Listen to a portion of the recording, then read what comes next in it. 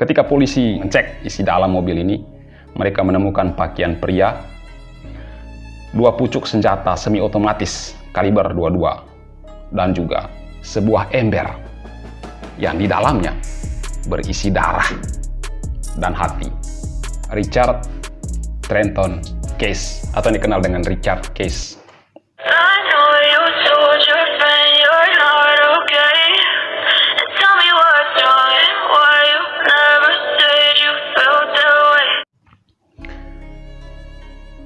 Richard Case adalah seorang pembunuh berantai berasal dari Amerika.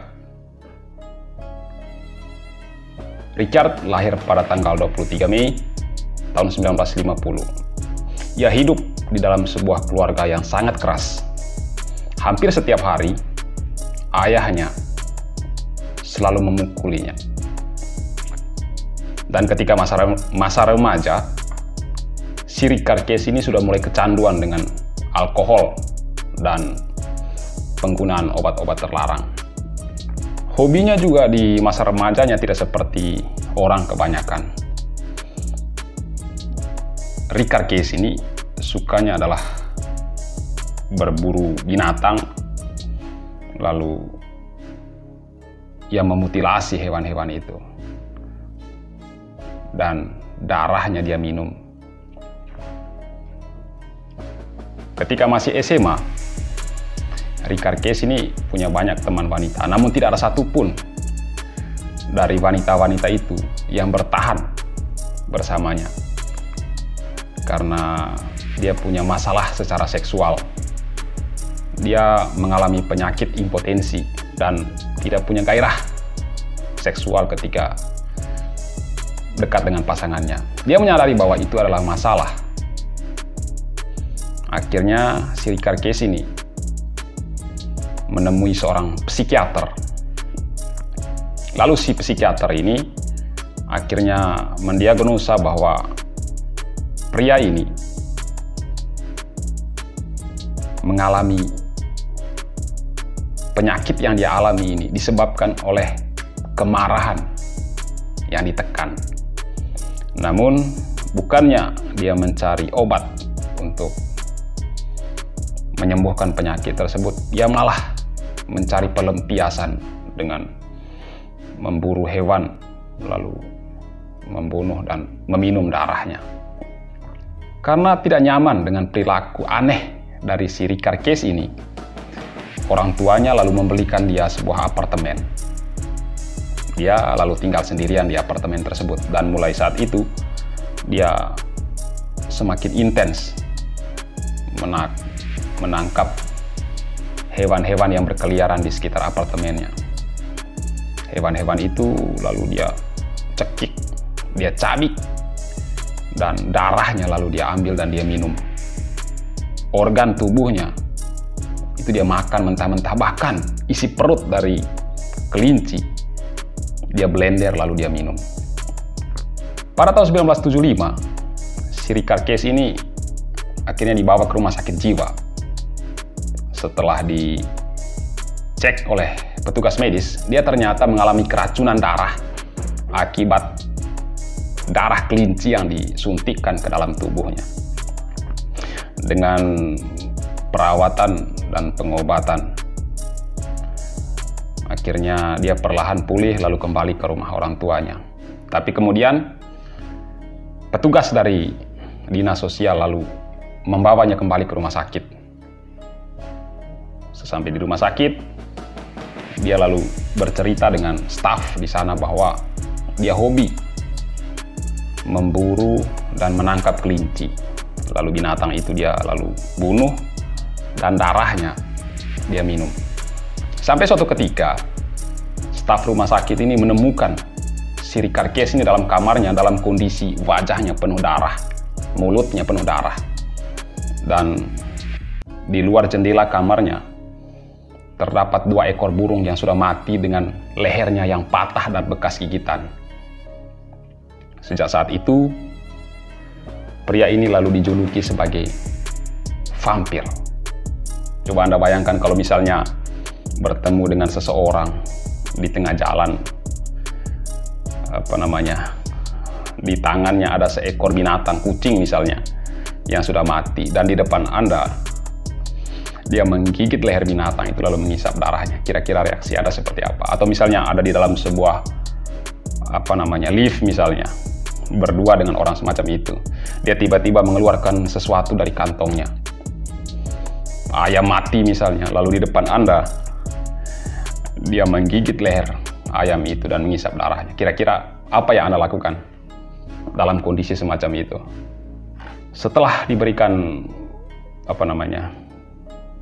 pengobatan, lalu pihak rumah sakit jiwa menyatakan bahwa si Ricard Keyes ini tidak berbahaya terhadap manusia, dia hanya berbahaya terhadap hewan. Akhirnya dia lalu dipulangkan ke rumah orang tuanya, dan orang tuanya akhirnya membelikan lagi sebuah apartemen yang baru untuknya. Sejak saat itu dia mulai semakin terampil memburu dan membunuh binatang yang berkeliaran di dekat apartemennya. Hewan-hewan itu ia siksa, ia bunuh, lalu mutilasi. Dia cabik tubuhnya, lalu dia keluarkan darahnya dan dia minum. Organ-organ tubuhnya dia makan mentah-mentah. Sampai suatu hari, di tahun 1977, Ricard Keyes ini pergi mengunjungi orang tuanya dengan menenteng seekor kucing yang sudah mati di tangannya. Sesampai di rumah orang tuanya, di hadapan ibunya, dia menyodorkan kucing mati tersebut ke ibunya. Kucing tersebut lalu dia banting ke tanah. Dia robek perut kucing itu, lalu dia keluarkan darahnya dan dia oles di wajahnya sambil berteriak. Ibunya menyaksikan pemandangan horor tersebut hanya dalam diam, tanpa memberitahukan kepada siapapun kejadian yang mengerikan tersebut. Dan pada tanggal 13 Agustus tahun 1977, polisi negara bagian Nevada menemukan mobil milik si Ricard Keyes ini, mobil Ford, yang parkir di sebuah pantai danau di Nevada. Ketika polisi mengecek isi dalam mobil ini, mereka menemukan pakaian pria, 2 pucuk senjata semi otomatis kaliber 22, dan juga sebuah ember yang di dalamnya berisi darah dan hati. Polisi akhirnya menggunakan teropong lalu melacak si Ricard Keyes ini. Akhirnya dari kejauhan mereka menemukan si Ricard Keyes ini dalam kondisi telanjang dan tubuhnya penuh dengan lumuran darah. Polisi lalu membawanya pulang, dan ketika ditanya darah apa yang ada di dalam ember tersebut, dia mengatakan bahwa itu adalah darahnya yang bocor keluar dari tubuhnya. Tapi ketika dicek, tubuhnya tidak ada luka. Jadi orang ini dia berhalusinasi tingkat dewa. Dan pada tanggal 29 Desember tahun 1978, untuk pertama kalinya Ricard Keyes membunuh manusia. Korban pertamanya adalah seorang pria berusia 51 tahun bernama Ambrose Griffin. Pria ini adalah seorang insinyur dan juga punya 2 orang putra. Ricard Keyes membunuh si Ambrose Griffin ini secara acak dari dalam mobilnya. Lalu berselang berapa minggu kemudian, dia melakukan pembunuhannya yang kedua terhadap manusia, yaitu seorang wanita yang sedang hamil 3 bulan bernama Teresia Wallin. Ketika itu, suami dari si Teresia Wallin ini bernama David Wallin sedang berada di kantor, dan si Teresia Wallin ini sendirian di rumah. Datanglah si Ricard Keyes ini. Dia buka pintu rumah si Teresia Wallin ini, dan dia dapati di sana dalam kondisi tidak terkunci. Lalu dia masuk tanpa ucapkan salam, dia langsung serobot masuk dalam rumah si Theresa Wallin ini. Begitu berhadapan dengan si Theresa Wallin ini, tanpa banyak basa-basi, dia langsung hujani wanita itu dengan tembakan berkali-kali. Seketika itu juga wanita tersebut tewas. Setelah si Theresa Wallin ini mati, tewas, dia langsung membawa mayatnya ke dalam kamar. Sesampai di sana, dia melakukan aksi bejat yang sangat sulit sekali untuk diterima oleh orang yang berakal sehat.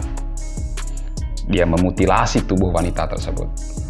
Dia mengeluarkan beberapa organ dari dalam tubuhnya, seperti ginjal, jantung, dan pankreasnya, lalu dia makan mentah-mentah. Dia sayat leher wanita tersebut, lalu dia dia tampungkan darahnya di dalam sebuah ember. Darahnya tersebut lalu dia pakai untuk mandi. Setelah dia puas dengan penyiksaan terhadap mayat dari si Theresa Wallin ini, dia lalu keluar dari rumah tersebut. Sampai di halaman rumah, dia menemukan setumpuk kotoran anjing. Dia lalu ambil itu kotoran anjing itu, lalu kembali ke dalam rumah, dan dia memasukkan kotoran binatang tersebut ke dalam mulut mayat wanita yang sudah ia bunuh itu. Lalu dia pergi. Pembunuhan yang ketiga dan yang terakhir dan juga tidak kalah sadisnya adalah menimpa seorang wanita bernama Evelyn Mirot. Seorang wanita yang berusia 38 tahun, dan dia punya keponakan yang berusia 2 tahun waktu itu, dan anaknya bernama David berusia 6 tahun. Dan di hari itu dia dikunjungi oleh tetangganya bernama Dan Meredith, beserta anak dari si Dan Meredith ini bernama Jason. Jadi mereka di dalam rumah itu ada 5 orang waktu itu. Ketika si Richard Casey ini datang, sama seperti ketika dia mendatangi rumah si Theresa Wallin, dia datang ke rumah si Evelyn Mirot ini. Begitu dia buka pintu, dia mendapati pintunya dalam kondisi tidak terkunci. Dia langsung serobot masuk. Orang pertama yang dia temui di dalam adalah si Dan Meredith ini. Tanpa banyak bicara, dia langsung tembak wanita itu tepat di kepalanya. Seketika itu juga si Dan Meredith ini langsung tewas. Mendengar bunyi tembakan tersebut, anak dari si Dan Meredith yang ada di kamar yang lain langsung keluar menuju ke arah bunyi tembakan itu. Begitu dia melihat ibunya sudah tersungkur di depan si Richard Casey ini, belum sempat dia berteriak, si Richard Casey lalu hujani kepala si David ini, si Jason ini dengan tembakan. Dan saat itu juga si Jason ini tewas tepat di samping ibunya. Lalu dia pergi mencari si David. Si David ini pun mengalami nasib yang sama. Kepalanya terbelah sampai bagian otaknya keluar dari tengkorak kepalanya. Setelah 3 orang itu tewas, dia lalu pergi ke kamar si Evelyn Mirot ini. Di dalam kamar, dia mendengar bunyi air dari kamar mandi. Tanpa basa-basi, dia langsung masuk ke kamar mandi itu, lalu dia hujani kepala si Evelyn Mirot ini, si pemilik rumah ini, berkali-kali, dan tewas di dalam kamar mandi. Mayatnya lalu dia keluarkan dari kamar mandi, dibawa ke kamar tidurnya. Sesampai di kamar tidur, nasib wanita ini, mayat dari wanita ini benar-benar mengerikan. Setelah dia memutilasi, dia memperkosa mayat wanita tersebut, dia lalu mutilasi.